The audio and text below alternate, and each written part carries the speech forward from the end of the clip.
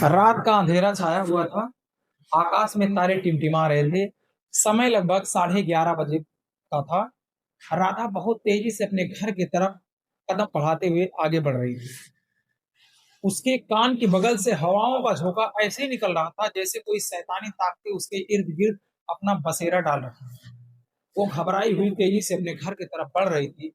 अचानक उसकी नजर एक पुलिस कांस्टेबल पर पड़ी, जो एक रिक्शे वाले को बेरहमी से पिटाई कर रहा था। इतना बेरहमी से मार रहा था कि रिक्शा वाला जमीन पर धराशायी हो चुका था। उस रिक्शे वाले की सिर्फ इतनी सी गलती थी कि उस कांस्टेबल को उसने हफ्ता नहीं दिया था। बस इसी कारण से पुलिस वाला उसको पीटता जा रहा था। राधा से बर्दाश्त नहीं हुआ। राधा अपने घर के तरफ का रास्ता छोड़ करके उस पुलिस कांस्टेबल की तरफ मुड़ बैठी।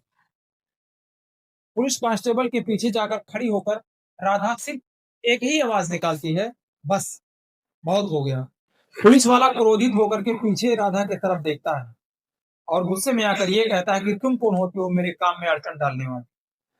राधा ने एक प्यारा सा जवाब दिया कि अगर मैं आपके काम में अड़चन डालने वाली कोई नहीं हो सकती हूँ, तो आप कौन हो सकते हैं इस गरीब को बेरहमी से पीटने वाले। पुलिस वाले को और गुस्सा आता है और ये बात विवाद में बदल जाता है।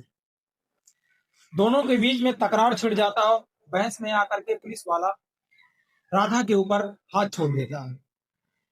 महिला होने के नाते राधा बर्दाश्त कर लेती है और अपने तर्क के आड़े ला करके उस रिक्शे वाले को बचा कर लेकर चली जाती। रात काफी बीत चुका था। 11:45 के लगभग रात हो चुका था। वो लौट करके घर आती है, खाना पीना बना कर खा करके सो जाती है।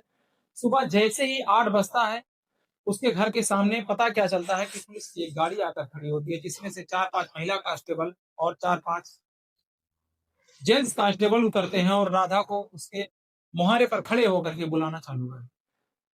राधा घर से बाहर निकल करके आती है और जब वो अपने कसूर के बारे में पूछना चाहती है कि ऐसा क्या कारण है जो आपको मुझे गिरफ्तार करने के लिए आए हैं, आप कोई वारंट दिखाइए, लेकिन पुलिस वाले उसकी एक भी नहीं सुनते हैं। और जो महिला पुलिसकर्मी होती हैं, राधा के बाल को पकड़ करके खींच कर और वैन में ले जाकर के बैठा देती। लाचार राधा, जिसके आगे पीछे ना उसका माँ ना उसके पीछे कोई बाप ना भाई ना भतीजा, कोई नहीं। सुबह के पड़ोसी जो थे बगल में, सब खड़े होकर के मुंह निहारते रह गए और राधा को उठा करके पुलिस वाले थाना में लेकर जाते। राधा जैसे ही थाने के अंदर जाती है, डर सा बन जाता है। दीवालों पर ऐसा लगता है जैसे दीवार को पसीना छूट रहा हो। ऐसे डरावनी जगह पर ले जाकर के उसको बैठाते हैं। वही कांस्टेबल सामने आकर खड़ा होता और राधा को देखकर मुस्कुराने लगता। ऐसा मुस्कुराता है जैसा एक भैंसी दरिंदा के सामने उसका शिकार आ रहा है। राधा देख करके उस पुलिस वाले को डर जाती है।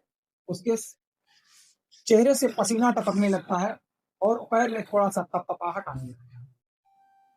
राधा से घिनौना घिनौना सवाल जवाब होना चालू हो जाता है, जो मैं आपको बयान नहीं कर सकता। आप जानते ही हैं पुलिस वाले क्या क्या बेफालतू का पूछताछ के नाम पर क्या क्या पूछना चालू करते हैं। ऐसे पूछते पूछते पूरा दिन थाने में उसको बैठाए रह जाते हैं। रात का समय होता है और लगभग 11-12 बजे के समथिंग उसको थाने से बाहर निकाल करके गाड़ी में बैठा कर उसके घर के सामने लाकर फेंक देते हैं। उस राधा को इतना बेरहमी से पुलिस वाले मारे होते हैं, ना वो अपने पैर पर खड़ी हो सकती है, ना जुबान से कुछ बोल सकती है। सिर्फ इतना वो कराह रही थी। कराहने की आवाज सुनकर पड़ोसी के लोग जब इकट्ठा होते हैं तो देखते हैं राधा से।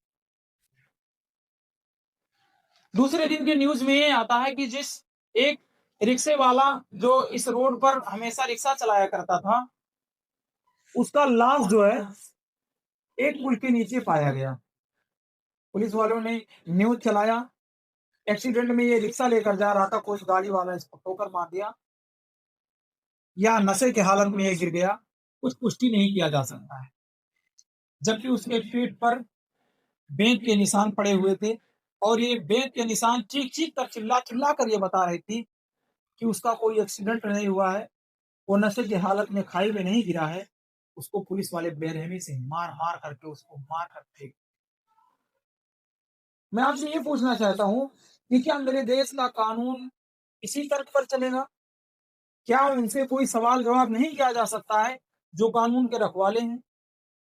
गेट पर लिखा रहता है हम आपकी सेवा में तत्पर हैं। क्या वो हमें आग लगाकर बात करते हैं?